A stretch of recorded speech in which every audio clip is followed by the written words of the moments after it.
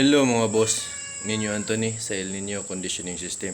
Ang observant, ang magmamanok, ang online handler nyo. So shoutout sa lahat ng El Nino Conditioning System members. Shoutout sa lahat ng El Nino Conditioning System subscriber. Keep on winning, keep on championing, and don't forget to keep on balatuing.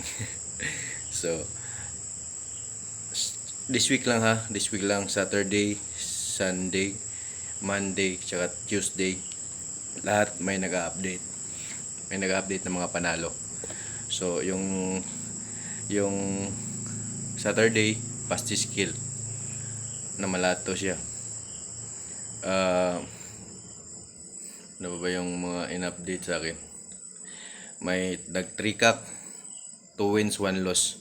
Mayroong nakalimutan ko na yung update. Yung last update kahapon, tumawag talaga sa akin.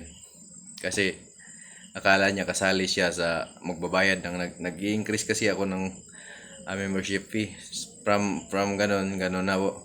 So siya naghulugan. So nagamit na niya yung sistema ko. Naka-El Nino conditioning na manok na, tapos may nagpunta na buyer. Dahil naka-El Nino na, ang lalakas pumalo. Nabili yung 3 manok niya for 10,000. Dahil malalakas yung manok niya, nilaban agad. Champion ang nakabili. So, ganun ha. Kahit ang nagkondisyon naka-El Nino ang nakabili, nilaban agad. Champion pa rin. Ganun po ka-epektibo ang El Nino conditioning system. Tumawag talaga sa akin kagabi. Kasi na-concern siya. Kasi nagtaas na tayo ng ganyan. Yung hulugan niya, baka ganyan din daw ang abutin. Sabi ko, yung mga nung matagal na naghuhulog, kung ano na pag-usapan natin, yun pa rin ang babayaran nyo. Kaya yung mag-start ngayon magbayad, ganun na po. So, madali lang po kung kausap, makipag negotiate lang kayo sa akin. Lahat po pinagbibigyan ko. Dati nga, libre nga to eh. Kaso, marami nag-promise na di nagbigay. At nagpapanalo na ngayon. Hindi pa rin nagbigay. So, may karma din yan. Promise nyo, di nyo tinupad. May karma din yan. So, sa lahat na nagpapanalo, keep on winning. Sa mga member ko, keep on winning. So, ngayon po, panahon na po sa mga stag derby. Ano ba magandang gawin sa stag derby? Ano ba ang saktong buwan? So, depende yan sa manok na hawak mo. Kasi may mga manok na 8 months pa lang malalakas na. 9 months pa lang malalakas na. 10 months, bumabagsak naman yung performance. So, nasa sa inyo yun pag-observe sa manok. So, pero kadalasan 9 months talaga. 9 months dapat manok nyo. Sanay na po yan sa tao. Sanay na sa ingay. Sanay na sa lahat ng stress. Sa sabungan, lahat. Dapat sanay na yung manok mo. Ano ba madalas? Kailangan isanay. Hawak-hawakan nyo ang manok. Yung istag nyo, sanayin nyo sa hawak. Sanayin nyo sa ingay. Sanayin nyo sa palo na malakas. Sanayin nyo sa sa tamang pagpahinga. Lalo na sa kulungan o sa folding fence. Sa 3x3, sa mating. Sanayin nyo na po yan sa lahat. Lahat ng gagawin nyo sa sabungan, dapat na-apply na yan sa mga stag. Kahit sa pagpatapang pa lang ng stag, kahit hindi pa matapang ang stag, pwede na muna yung sanayin sa ganyan. At least naka-adapt na siya sa mga bagay-bagay na mangyayari sa kanya sa aktual na laban. So, kung hindi pa naglaban, ay 3x3 mo muna. 3x3, 3x3 na may saktong distansya sa kapwa niya stag. 3x3 muna sa di pa naglaban. Hanggang sa ma-develop ang tapang niya. Pero wag niyong biglain po na pagkakasimula lang maglaban tas ibitaw nyo.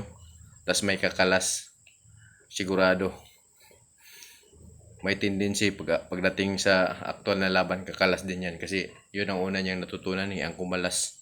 Kaya saktuhin nyo na, sakto na yung tapang ng stag nyo bago nyo ibitaw.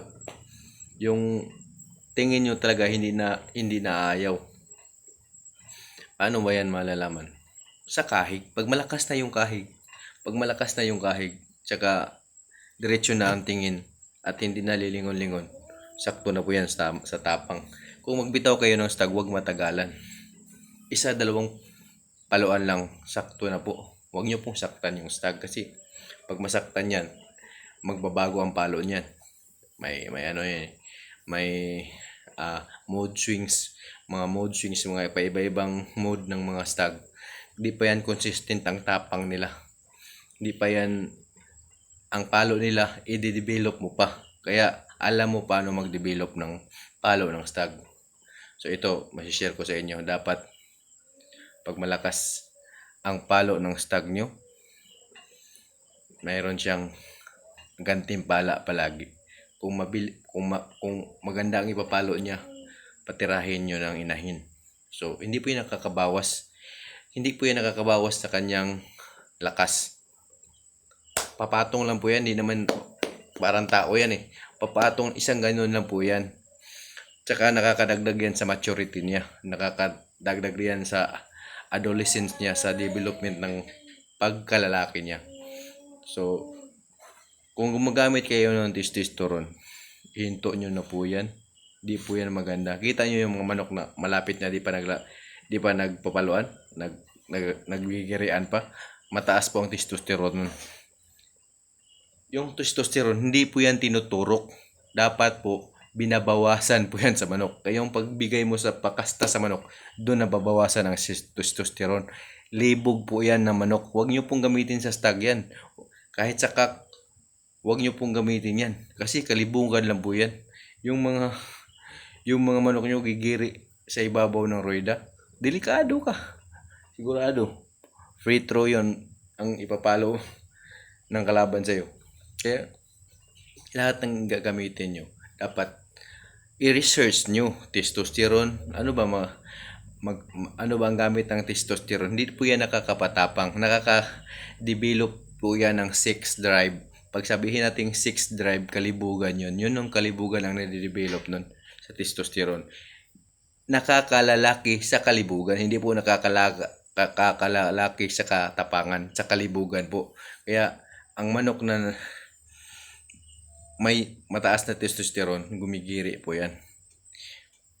I-research nyo yan. Kung lahat ng gamot na gagamitin nyo, i-research nyo kung gumagamit kayo ng anumang gamot.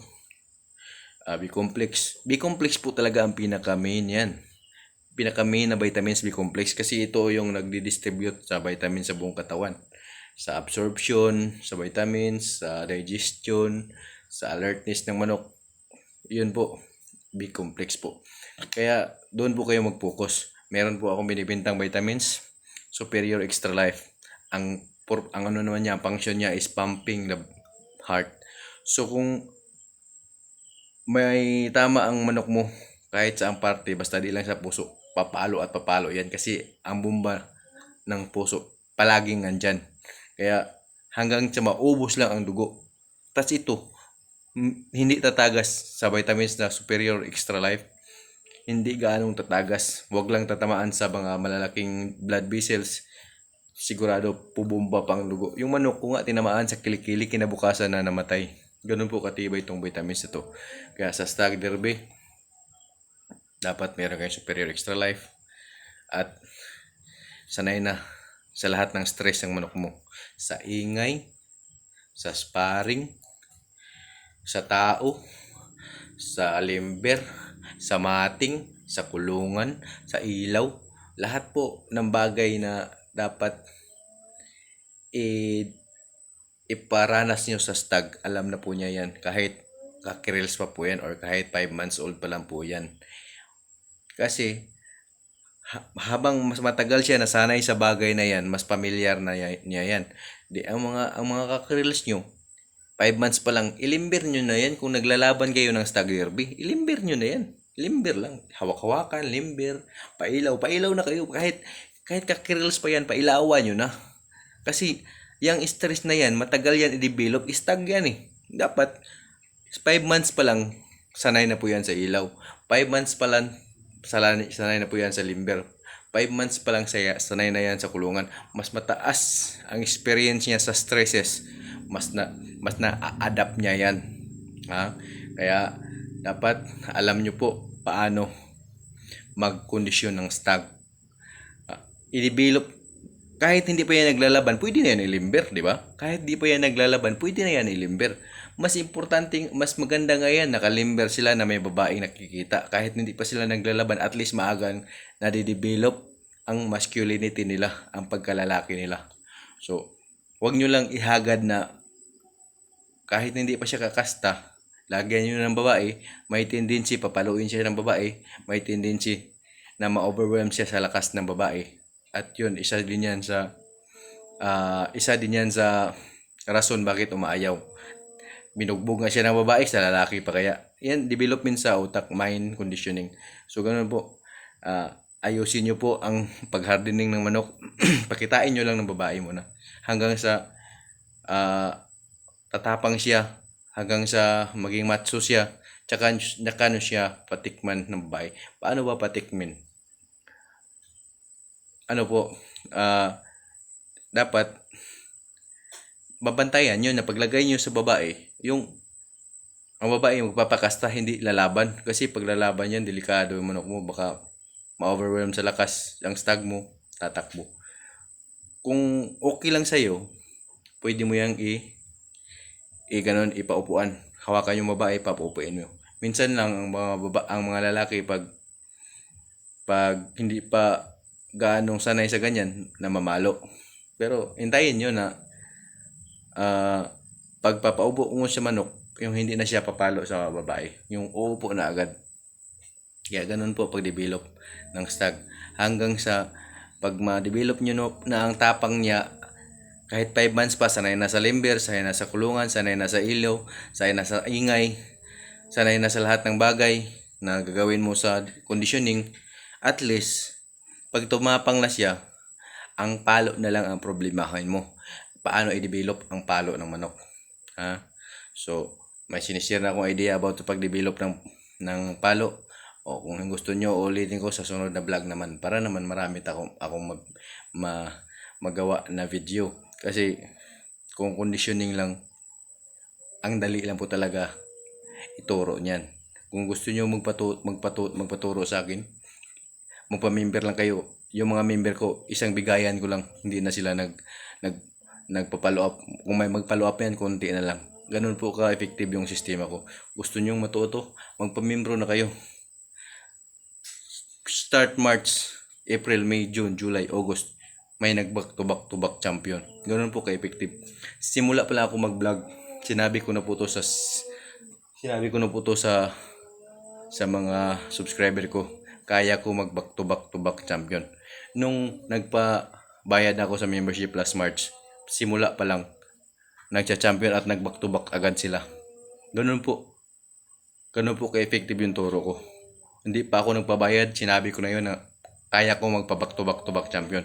Nung nagpabayad na sila, nag-back to back champion agad sila. March, April, May, June, July hanggang August, nag-back to back champion yung mga tinuturuan ko. Ha?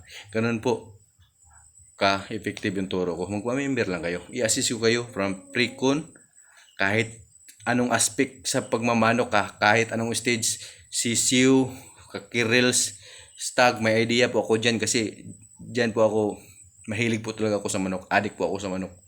Pero ang masterpiece ko ay ang conditioning. Kaya nga yung mga galing sa academy, lumipat sa akin, sabi niya, sayo lang ko sir, nag-back to back champion. Sa academy, hirap ako maka-champion. Pero sa'yo, ang dali na lang po. Yun po, may conversation po kami dyan. Farm po yan. Di ko lang po pwedeng i-public kasi masagasaan ko naman ang ego niya, ang pride niya. Kaya, i-share ko na lang sa inyo na hindi pa pangalanan. Pero may galing sa academy, lumipat sa akin, dito sa akin nag-champion. Totoo po yan, di po yan pagmamayabang. Gusto nyo matuto? Mag-PM na kayo, mag-member na kayo sa Nino Antonio Moña Facebook page, Nino Antonio Moña YouTube. Ganyan na po ang hinihingi kong membership fee. Pero makiusap kayo sa akin, pwede po hulugan. Salamat po.